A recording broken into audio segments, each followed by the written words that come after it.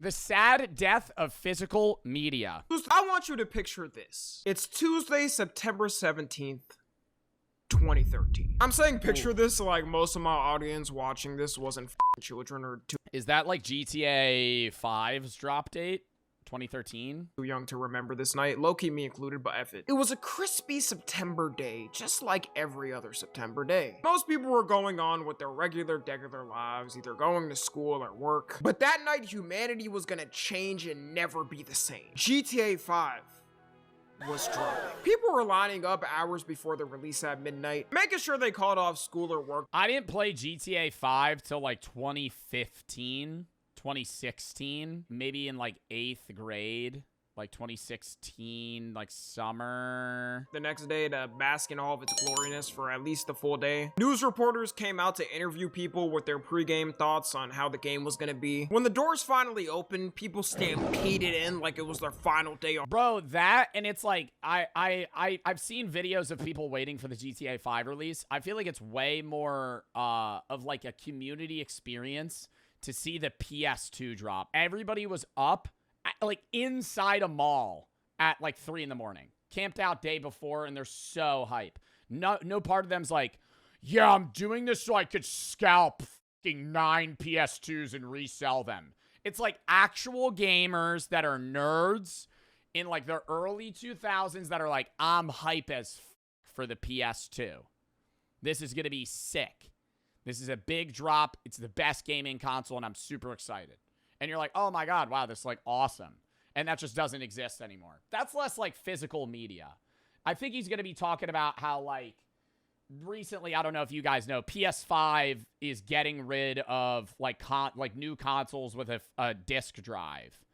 Like we're kind of phasing out like hard copies of video games On Earth. which is like really sad. I think it's bad for 2 reasons. Number 1, for collectors. Number 2, because everything digitalized, they could just rip from you. Like if you own a physical copy of GTA 5, you own that copy. Whereas if you have GTA 5 digitally downloaded, one day they could just go, deleted. And then you can't use it anymore. Also, I gotta say this, side rant. I understand how CDs work for like music, because there's indents kind of like a vinyl would be. How the fuck is the entire game of GTA 5 on a disc? And if it's like scratched, that fucks up part of the game. How does that, I don't even understand. How does that work? They encode it in the disc. What does that mean? It's like a digital key. Is that what it is? But you don't have to download the game. Like if you have a disc, you don't download it. Like, it's not like, oh, a key and then you download it. That would just be like a digital key. You have to download it? No. If you have a disc of a game and you put it in your Xbox or your PlayStation, do you have to download that game? I don't remember, because I don't remember the last time I used a disc. The last time I used a disc, genuinely, Black Ops 3. That's probably the last game I physically bought.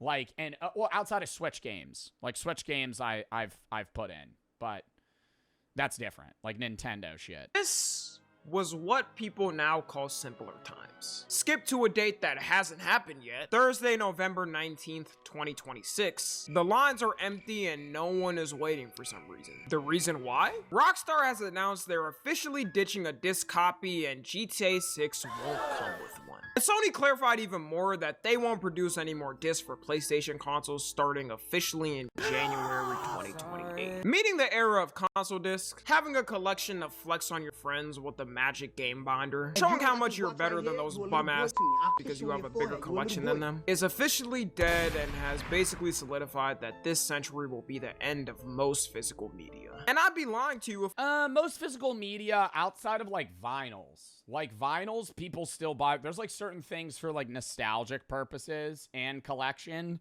that I think like most creators, music, like there's no need for vinyls anymore. But people still buy them. Like they still put like modern music albums on vinyl.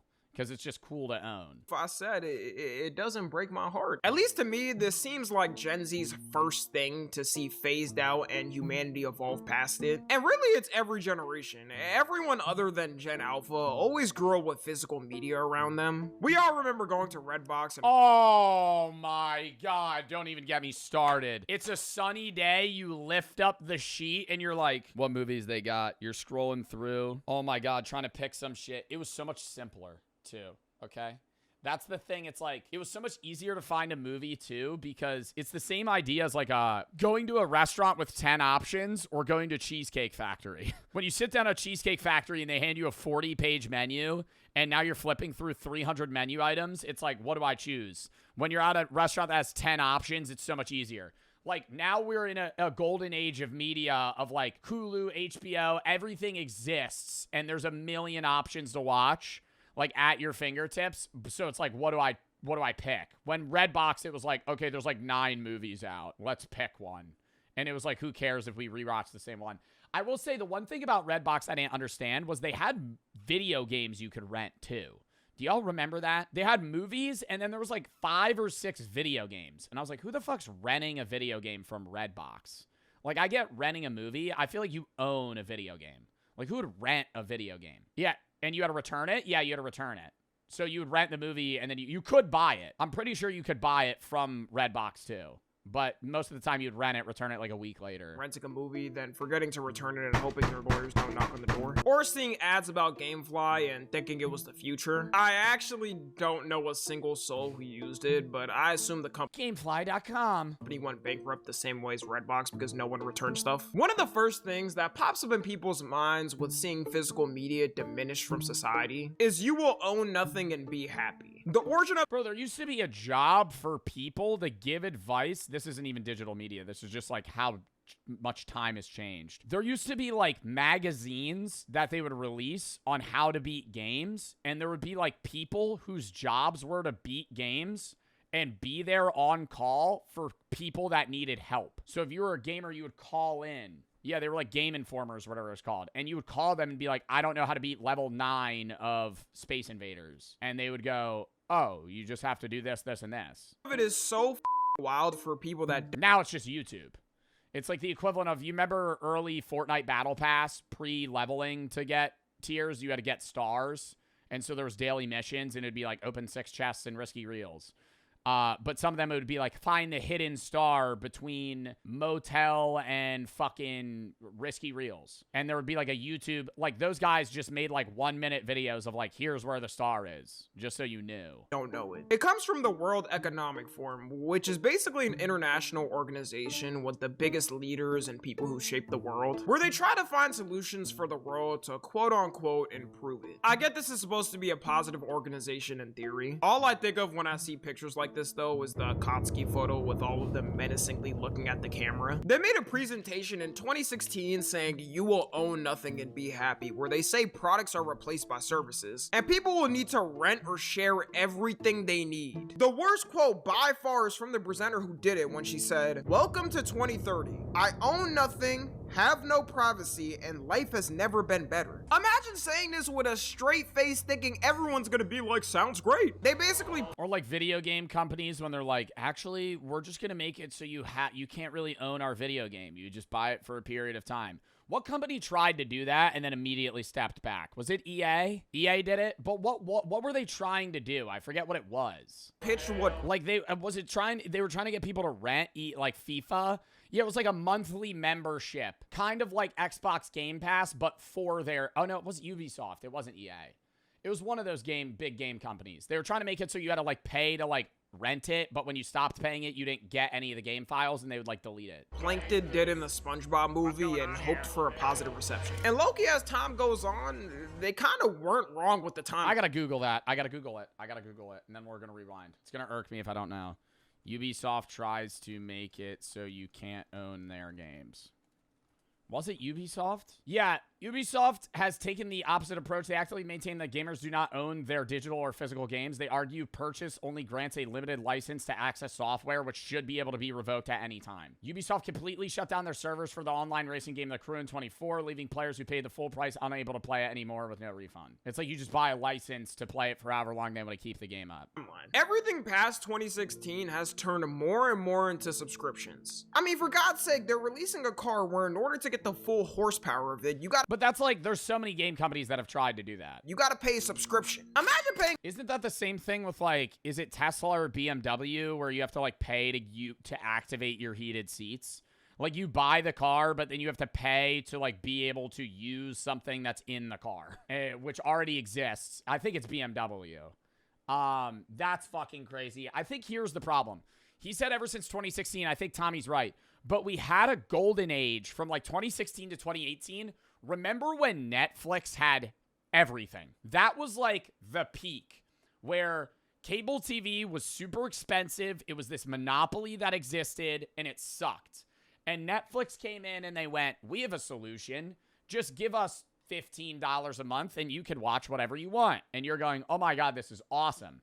And then everything became rentable, or not rentable, subscription-based, to where now instead of having cable, you have Hulu, HBO, fucking Paramount, and you have so many other subscription services because now they're all segmented to where not everything's on just one, so you need like 4 to be able to watch everything you want, to where you're just paying the same amount you did with cable, but you don't get cable TV.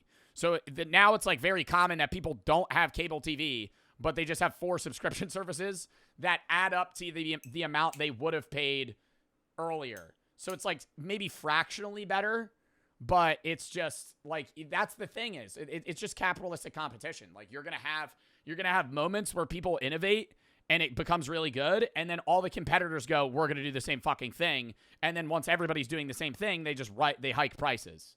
Because it's like there's no benefit. $100,000 for a brand new car, and the company forces a subscription so you can use the full cable. Or Xbox Game Pass. Xbox Game Pass gets everybody to download it. It's awesome. Everybody loves it. They get 50 million users because it's so sick to be able to rent it. Then they hike prices. Everybody gets off. There's 20 million people that leave Xbox Game Pass, and then they go, well, what happened? What? Oh, you don't want to pay $35 a month to be able to play Call of Duty? Oh, wait, we don't even have Call of Duty on the Game Pass anymore. Wait, you don't want to pay $35 to have access to like 85 shitty games? Abilities of it. Privacy concerns start to become worse as governments create. It's $23 now. Yeah. It was like $30. And people glaze the CEO for that. And I get it, right? Because I understand I think this CEO is better than the previous Xbox CEO. But it's like Xbox Game Pass was $20 a month. They raised it to $30, deleted Call of Duty, and then made it $23. And everybody goes, thank you. Thank you. I'm like, okay, so it's just a $3 price hike. Like, yes, the new CEO lowered the price, but if you look long scale, it's just a $3 price hike and no longer having Call of Duty, which is a $70 game every year. So it's like, that's a pretty big hit to the Xbox Game Pass. More and more surveillance. The ultimate problem with physical game copies going away is the actual ownership. Because some people will defend it saying, who cares anyways, we all buy digital. COD is on there, but is it on like a different add-on? Microsoft announced any future Call of Duty games are no longer going to be on the service of day one. Forthcoming titles launch at full retail price, and they're added to the Game Pass a year after their initial release date. You're sucking the dick of Xbox if you think that's a good deal. A year after the release date, the next Call of Duty's out. Oh my God, I could play Black Ops 7 in 2 months. Who gives a shit? Nobody's on the game anymore. You only play the COD for the year it's out. And then the next one's out. Copies now. And I will say that is holy fuck, I can play Black Ops. I can play Cold War right now. Awesome. True, a majority of people aren't driving to the store to buy every brand. Who plays COD anymore? I'm not saying people play COD anymore. I'm just saying it's like That's an example of like people being like, oh no, it's a good deal. But I'm like, they removed one of their big ticket items. And did saying, who cares anyways? We all buy digital copies now. And I will say that is true. A majority of people aren't driving to the store to buy every brand new game that comes out. But when you buy games at a lot of these companies, you're never actually owning the game. If you buy a game from the PlayStation Store, Microsoft Store, Nintendo Store, and yes, even Steam Store, they're all licensed. Don't you make fun of my man, Gabe Newell. Don't you say anything bad about him. And not owned, unlike a physical copy. Most of the time, it may not be a problem to have the digital copy, but best believe when there is a problem, there's essentially nothing you can do and you're at the mercy of these companies. Nothing proved this more in 2023 with PlayStation and their Discovery TV controversy. Back in 2023, Sony told its users that because of a licensing disagreement with Discovery TV, that anybody who purchased Discovery TV shows or movies would have the content removed as Sony wouldn't have the license anymore. And bro, but it's like, how do you not get a refund for that shit? It's like, oh, fuck up on our end. You spent $40 on this. We're just gonna delete it. Like, ugh. There were some pretty big shows on that list, including Mythbusters, Cake Boss, and Naked and Afraid. Not Cake Boss! How It's Made. In total, it would have been 1,318 seasons of TV shows completely wiped from anybody who owned them. Imagine being that one Next, you're gonna tell me they're gonna get rid of Tanked. dude that bought like 50 seasons of different shows. I would have crashed out and wreaked havoc at Sony HQ. When this happened, it confirmed everything true. I still gotta say, and I'm gonna play devil's advocate here, it's better than it used to be, bro. Do y'all remember the days of on demand where to be able to watch one episode of a TV show that you didn't record and came out like this year and it was a new season, you had to pay like $9. It was like, say you wanted to watch one new episode of like a fucking show, you had to pay for each you had to buy each episode. Or you could like buy maybe a bundle of a season. Like, it was so bad. Like, you had same thing with I gotta say, one of the best things that I maybe see problems for the individuals that create the music, but for the consumer, like Spotify and Apple Music, bro, iTunes was terrible. You had to pay like $2-3 for every song. You had to buy every song and yeah, you own it, but it's like, I'd rather just give Spotify $12 a month and, you know, be able to listen to unlimited music forever than, you know, fucking have to buy one rap song that I like, you know? Oh, I want to listen to Russian Cream by Key Glock one time. That'll be $3. People suspected that companies at any moment could completely fry a product you quote-unquote own. And there would be a more than likely chance you wouldn't get a refund. Now, luckily, because of all the backlash they got for this, Sony announced they reached an agreement, so everyone kept their stuff. But that's just for now. Funny thing is, doing research for this video, last month Sony told all its UK users that 551 movies and TV shows for a company named Studio Canal are getting removed in September 2026 because they're losing the license.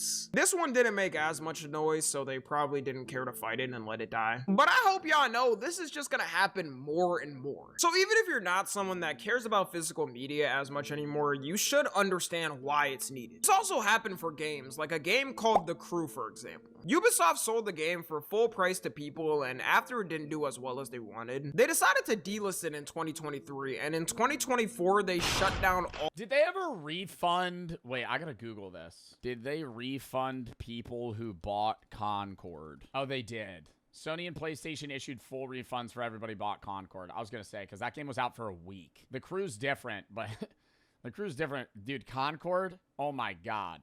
That shit was insane. They had like PlayStation bundles with like Concord. I bought Concord.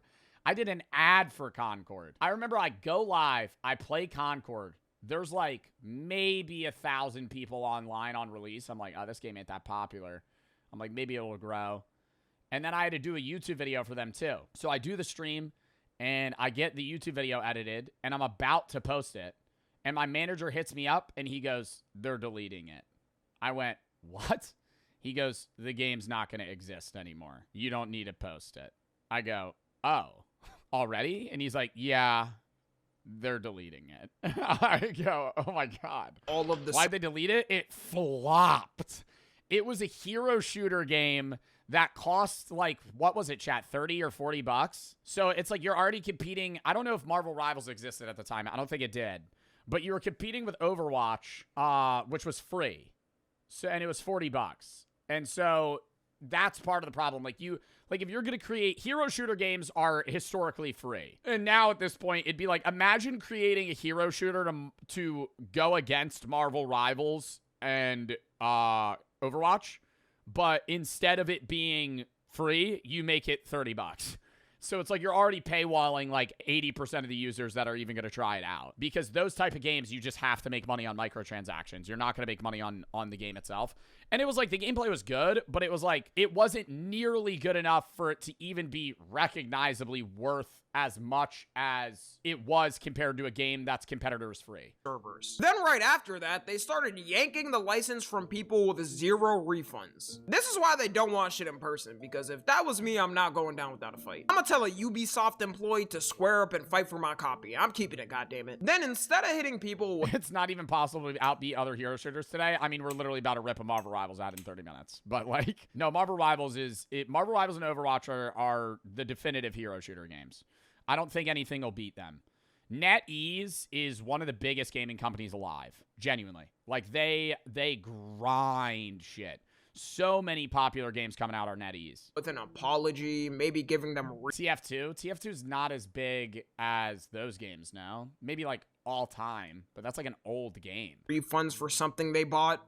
Val's a hero shooter? No. I would say most people would agree Val's competitor is CSGO, not Marvel Rivals or Overwatch. Like, Marvel Rivals and Overwatch are hero shooters, whereas because it's in real-time adaptation, whereas Valorant is round-based. And it's to 13, just like CS. Ubisoft doubled down, telling people that you can't complain about what they did because you never owned it. I mean, they're not even hiding the agenda at this point. This shit more rigged than a referee in any World Cup game Messi plays. Because of all of this happening, people have come up with a slogan to fight back. If buying isn't owning, then piracy isn't stealing. Yeah, Whoever that's a made common this gotta saying. get 5 golden stars, because there's no defense these companies can say. Whenever someone downloads a copy of their game and doesn't buy it, they say it's illegal and the person should be fined because it's stealing. But when you buy something that's bought with the thought of its ownership, they can take it away and say you never owned it. They're pretty much that meme of the person spamming easy, and as soon as they get one clap back, they say you're being toxic. At the end of the day, no one is buying these game copies thinking it's just a rental. If you wanted to rent it, then you would just rent it. The reason I say this is because you'll see people defend these companies saying, Well, you should have just read the terms. yeah, tell that to Facebook when you don't read their 200 pages of terms and conditions. Then when they sell your personal data to like I don't know anybody that reads terms and conditions. Like, I don't think I've ever met somebody that's genuinely read like 80 pages of like privacy terms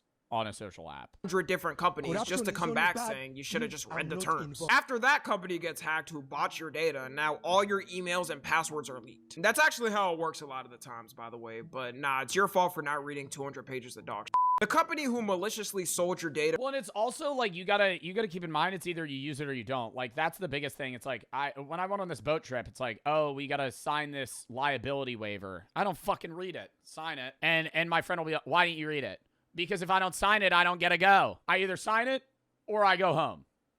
I'm signing it. Like, for profit is not at fault at all. Worst part is you couldn't even successfully sue these companies because they're technically right. You signed an agreement saying you just licensed the product and don't own it. This wouldn't be as much a problem if these companies gave refunds all the time or required it. I think it still would be good to have a physical game in case it gets taken off shelves for archive reasons, which physical copies help with. Like, as an example, Steam is probably the most nice when it comes to this. There was a John Wick game that they decided to remove, but instead they delisted it from Steam, and people who bought the copy still have that copy so they can play the game when they want to. Steam so yeah, I have like 4 or 5 Steam games that don't exist on the marketplace anymore. people don't think about is how much used games help people. If everything is digital, you're not gonna have the classic of being broken down bad. Then buying some used copy that may have had some rip marks on the box and suspicious stains. Hey, I'm not gay, but $20 is $20, as the saying goes. It made you as the buyer have more power because you could buy a new game when it comes out for 60 bucks, then maybe resell it for $40 or trade it in, and get the next new game for half off. It was pretty much its own economy, and it was a win-win. I don't know, bro. GameStop was conning even in the older days, bro. I remember going to a GameStop in like 2018, and they were trying to sell FIFA 16 for like $20. And I'm going, bro, we are 2 years past that shit, and you're still trying to give me 20 bucks for this? I feel like you got to pay me to own this game. Who the fuck is buying that? Hey, yeah, 2018 Call of Duty Ghosts, that'll be $30. You go to trade in Call of Duty Ghosts, I'll give you a quarter. I'll give you a quarter in store credit. You had a used game that you could sell to somebody that never played it for cheaper, and you could take their money and trade it in for a newer game. I understand that GameStop would give you a solid 90% less money than what the game costed if you traded it in with them, but shit, some money back is better than no money. You could also lend games to your friends or trade games with your friends. Hopefully have them actually give the game back, or y'all were not on speaking terms until further notice. I still haven't talked. Yo, solid take here. I kind of love when Airbnbs have gaming consoles and all the games, it's like an Xbox 360 and they're all really shitty games.